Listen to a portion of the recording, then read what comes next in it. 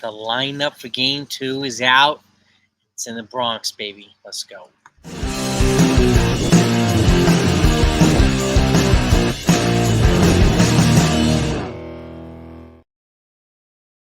On everybody, happy Monday. Hope you're all doing well. Hope you had a great weekend. I got my man Harold behind me. Right, he's going to be hanging out till Halloween. And I got the lineup for Game 2.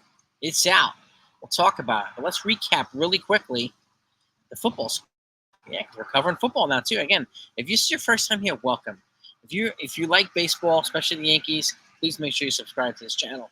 If you like baseball and you like football, make sure you hit the subscribe button too. Okay, and hit all the notifications as well. If you enjoy the content, hit the like button. I don't want you missing anything. I want you enjoying everything. And thank you so much for it. Okay, we are marching to 22,000 subs. Your support is greatly appreciated.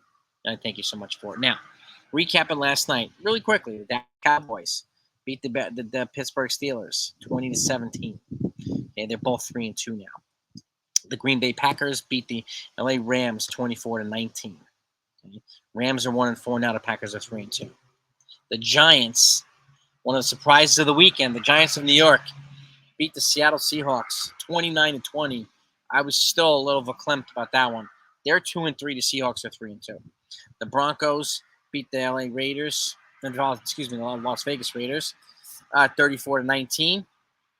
The Broncos are 3-2. The Raiders are 2-3. The 49ers and then the Cardinals actually beat the 49ers 24-23. That was a tight game, a very close game.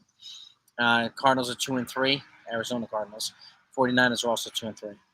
Then the Carolina Panthers play the Chicago Bears. Chicago Bears came out on top 36-10. The Bears are 3-2. The Panthers are 1-4. The Bears are quietly looking like the beginnings of a contender here. So I would my Chicago Bears. And then the Baltimore Ravens took it to the Cincinnati Bengals 41-38. It was a high-scoring game. They definitely achieved the over on the score pattern. The Ravens are 3-2. Bengals are 1-4. The Dolphins, I was surprised, beat the Patriots 15-10. I thought they were going to struggle a lot more. I thought they were going to lose most of their games without Tua, especially since it's not going to be back until Week 8.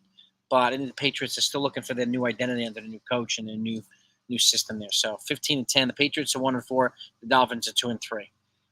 Okay, and I don't think that the Patriots would complain if they got a high draft pick at the end of the year. The Colts placed the Jaguars. The Jaguars actually beat the Colts 37-34. Another high-scoring game. The Jaguars are 1-4. Okay, and they blew a 14-point lead here. Okay, and they still got their first one. This is their first win of the season. And the Colts are 2-3. 14-point lead. They blew it. They came back and the Texans of Houston beat the Bills, Buffalo. I was surprised, 23-20. I thought the Bills were going to win this, but Houston Texans are 4-1. The Bills are 3-2. My Jets turned a winnable game into they don't sink at all. They just don't sink at all. And Aaron Rodgers almost looks like mentally checked out. I don't know what's going on. And they need to do something there, really spark it up. That was a winnable game yesterday.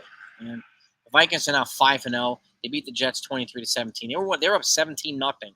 Jets came back, and they still just too much sloppy play by the Jets. Okay, the Jets are 2-3 now. The Falcons beat the Tampa Bay Buccaneers 36-30. And again, Kirk Cousins 500+ yards passing yesterday, big time. Falcons are 3-2. Buccaneers are also 3-2. Okay, and then you've got a lot of bye weeks, but you have tonight the New Orleans Saints in Kansas City to face the Chiefs. The Saints are 2-2. The Chiefs are 4-0. So that's the summary of the football scores. Okay, Monday Night Football. But more importantly, here's tonight's lineup. Gleyber Torres is leading off at second base. Juan Soto batting second, right field. Aaron Judge batting third, center field. I don't expect any difference between 1 through 4. Austin Wells batting cleanup at the dish. Giancarlo Stanton's batting fifth at DH. I'm not going to see much change from 1 through 5, actually. Maybe 1 through 6. Jazz Chisholm's batting sixth at third base. Anthony Volpe's batting seventh at shortstop. Alex Verdugo is batting eighth in left field. John Birdie making his debut at first base. Okay, batting ninth at first base. They're adding that speed element in there again. Okay, but he's a very good defender. Okay, and again, he can provide different type of value and more speed than Oswaldo Cabrera. So, but the fact of the matter is, this lineup is pretty solid. And don't be surprised that Alex Verdugo's back in there for a couple of reasons, okay? And by the way, on the mound, Carlos Rodon. Okay, Carlos Rodon's on the mound. But Alex Verdugo, some folks might be asking, why is he back in there again? Well, look what he did last game. He provided value with his glove and his bat in the game-leading game go-ahead run, okay? And generally, whether they win or they lose today, if he plays well, I expect to see him in Game 3. If they win or they lose and he doesn't play well, I expect to see Dominguez in Game 3. But I think it'll be banking on what he does again. And again, they're facing Cole Reagans today, and it's a small sample size, but he has a 500 batting average against Cole Reagans.